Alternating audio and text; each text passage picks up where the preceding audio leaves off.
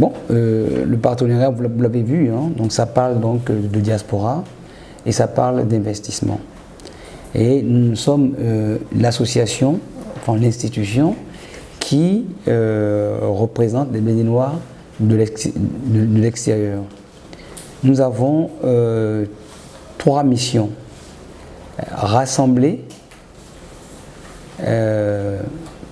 propulser et coordonner.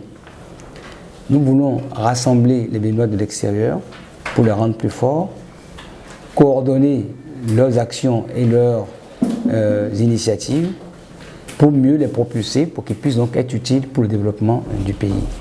Quand vous rencontrez un partenaire qui a un projet qui parle justement de développement en direction de la diaspora, qui mieux que le Haut Conseil des Béninois de l'extérieur est placé pour y contribuer. Si nous ne le faisons pas, c'est que nous tournons dos à notre mission, à l'une de nos missions principales.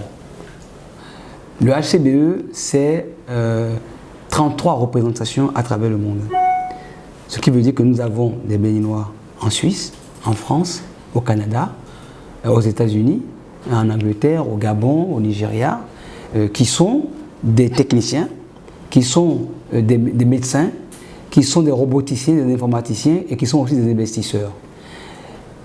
Ce que nous pouvons apporter donc à ce forum, c'est justement tout ce vivier de Béninois qui ont, beaucoup d'entre eux, envie de rentrer au Bénin, mais qui souvent, vous allez entendre, vous diront on n'y arrive pas parce que c'est très compliqué, parce que les gens ne sont pas sérieux, parce que le gouvernement ne nous aide pas. Donc nous nous impliquons là-dedans pour justement leur permettre de se raccrocher à des initiatives donc, bien coordonnées, à des initiatives sérieuses et leur donc donner l'opportunité de rentrer avec plus de facilité et avec plus d'efficacité. Ce que la diaspora déplore, c'est que si vous regardez, ne serait-ce que Cotonou, quand quelqu'un se lève ou quand quelqu'un nous appelle pour qu'on les aide, ils veulent faire du commerce. Mais si tout le monde vend à tout le monde, qui va acheter à qui? La diaspora, aujourd'hui, essaye de transformer. Quand vous prenez par exemple M. Régis Ezi, M. Régis Ezi, c'est le premier qui exporte nos cuicui. Ça fait des siècles et des siècles que nous fabriquons des cuicui, mais les cuicui au Bénin étaient vécus comme un alignement de pauvres. Le cuicui est relégué dans les villages. Et bien grâce à Régis Ezi, nos cuicui maintenant sont conditionnés, sont modernisés et sont industrialisés pour aller être vendus en Europe.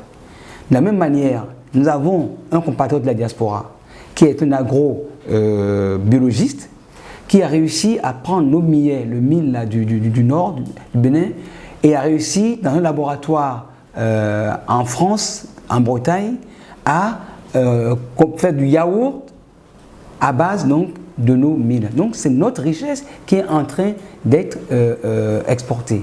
Vous avez tous appris que l'un des premiers roboticiens qui a inventé le robot pour opérer en Europe et au monde est un Béninois, il s'appelle Bertin Naoum. Je peux vous citer plein d'autres opportunités.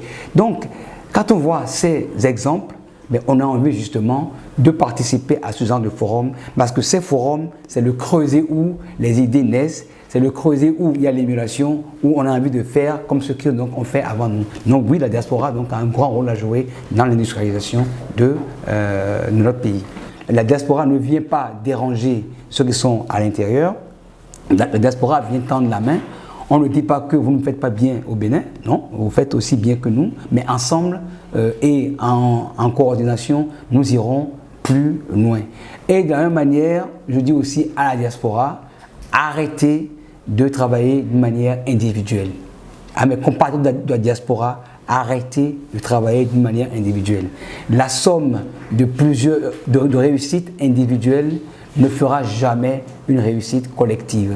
Si le Haut Conseil des Béninois de l'extérieur réussit et est respecté, c'est tous les Béninois dans leur globalité qui seront respectés globalement et individuellement. On dira, quand la diaspora, et quand on vous verra individuellement, on dira, ah, la diaspora, voilà ce qu'ils font. Chacun bénéficiera de ce que le groupe a fait. Mais si tout le monde fait individuellement, ça ne profitera à personne. C'est le message donc que j'avais à lancer.